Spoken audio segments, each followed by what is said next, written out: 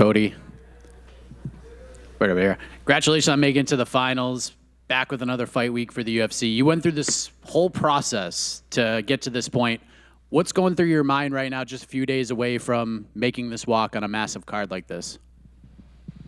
Just enjoying the process, trying to, when you've been here and then you've been released from the promotion, you know that all of this is fleeting. It can go away at any time. And so just trying to enjoy it, I'm 35 years old, 7, 8 years from now, there's no way I'm going to be here. 5 years from now, there's probably no way I'm going to be here. So trying to enjoy it while it lasts and just have fun with it, Put in the longest camp I've ever had for this fight. Usually fighters aren't given this much time notice for when they're going to fight. So try to take advantage of that and just proud of the work we put in and ready to cash in the chips, so to speak. Yeah, I was going to ask about that because you were the last guy to earn a spot on the show because your semifinal match didn't air until last night. How wild has this experience been, knowing filming wrapped for a while? You've been kind of getting ready for this, but then you have to keep this to yourself that you were in the finals the whole time. It's been really hard. I'm not the kind of person who's very good at not being real with people. If I like you, you're gonna know I like you. If I don't like you, you'll probably know that too. And so having to kind of be conspicuous with people and weird and just it's been weird too because people at the gym and stuff, random guys you train with, will be like, "How'd you do?" And I'm like, "Oh, I can't tell you," And most people have been cool with it, but a few people kind of get offended, "What do you mean you can't tell me? We're training partners," and sorry, man, I like you, but I don't like you that much, So it's been weird. So last night when the show aired, it was kind of nice to be like, all right, I don't have to watch my P's and Q's on what I say anymore. So it's been good. Obviously, the fight aired last night, and I'm sure as a fellow fighter, seeing Rico slip and you pounced on him, obviously, as you're supposed to do, but for someone in the condition you were in, you had the knee injury heading into the fight as well. When he fell down and you had the chance to pounce, I mean, you'll take it, right? Even though you were doing pretty well to that point. How did it feel being in there, seeing Rico kind of go down like that, and you just being able to pounce on that opportunity?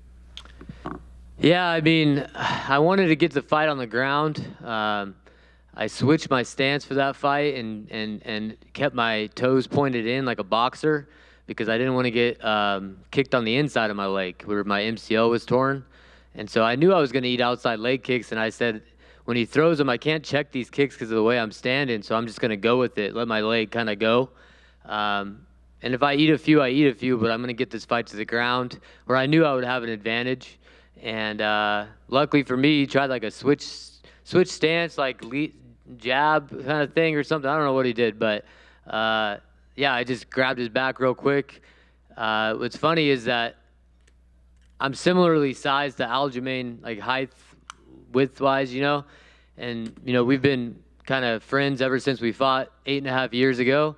Trained together a few times. He came and stayed with me and met my family and stuff. Just kind of traveled up and down California, and that was 8 years ago. But the human backpack is what he calls it. But getting that body triangle from the back, it's a difficult position to get out of. You can do a lot of damage from that position as you kind of transition from mount to back control, mount to back control. And, yeah, I was just able to capitalize on it. I think I would have been able to get Rico down either way. But, yeah, he definitely made it easier slipping. And it was a little weird how he kind of reacted and the kind of tantrum he threw afterwards. I mean, I understood it, but at the same time, it's not like he, fell into a choke and that was it. You had another 4 minutes to get out of that position. You couldn't do that. And, yeah, man, that's the way this game goes sometimes. And last thing for me, you're going to fight Brad Katona, who, if anybody watched the show, doesn't seem like he made a lot of friends this season on the program. So how do you like the matchup? And do you feel like the rest of the cast is kind of pulling for you in this fight, considering how a lot of them felt about Brad? I mean, Brad, I tried to give him the benefit of the doubt early on in the show. He was my roommate. But there were just things he did that were very self-centered, that hurt other people and benefited him. And the editing of the show didn't necessarily go into all that stuff. So there's some context missing in some of the stuff. But, yeah, he's not my favorite guy, But at the end of the day, I studied his film. I studied his movement. We looked at areas we can exploit. I don't really take too much emotion into the fight. I've learned that lesson over 15 years of doing this. And so, yeah, I'm not going to have any issues or reservations punching him in the face for sure. But it's just another opponent. And what's interesting, he actually showed some heart in his semifinals fight. He bit down on his mouthpiece. That was a great fight. I actually thought he lost that fight, but it was a close fight.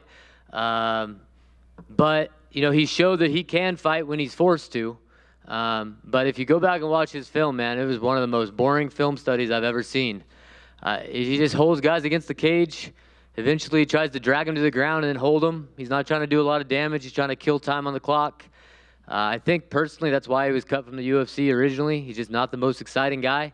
He's very calculated. You know, I respect the fact that he's good at what he does, but I think he's going to have a hard time dragging me to the ground. I think he's going to have a hard time dealing with my length, and I see myself landing something clean and putting him away and starting off the ESPN portion of this prelims with an explosive fight, with a fun fight, and with a spectacular finish. And Cody, over here to your right. You guys trained together. You were on the same team for a little bit on the show. Did you guys, I mean, how much were you able to take away from those experiences? Brad didn't train with us. Brad trained the first day with me. He was my training partner. He got a scratch on his chin, and that was the last time he ever trained with us. He hit mitts, and he did cardio. So I didn't train with him too much. He didn't train with any of us too much. And maybe that was strategic. He didn't want to, you know, mix it up with guys that he could potentially fight, or maybe that's just the way he trains. I'm not sure, but yeah, I didn't get a whole lot of movement with him. Literally the first day of the show, he was my training partner for some drills, and then that was it. So yeah, man, we'll figure it out when we get in there.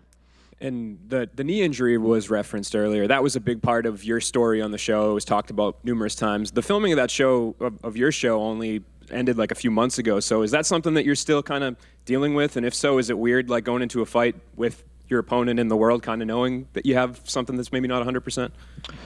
Oh, no. You know, luckily the UFC, the stem cells they gave me really helped.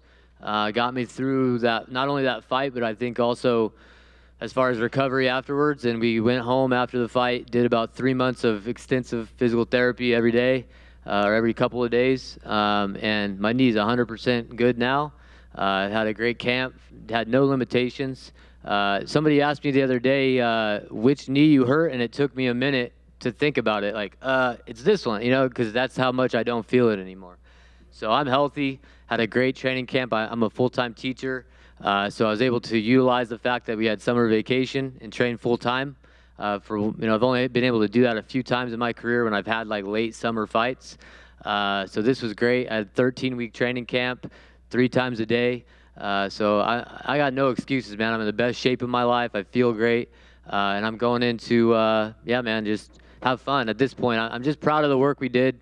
And when you're proud of yourself and the work you've put in, you don't have to think about or worry about the results so much. You're going to be proud of yourself no matter what happens on Saturday night.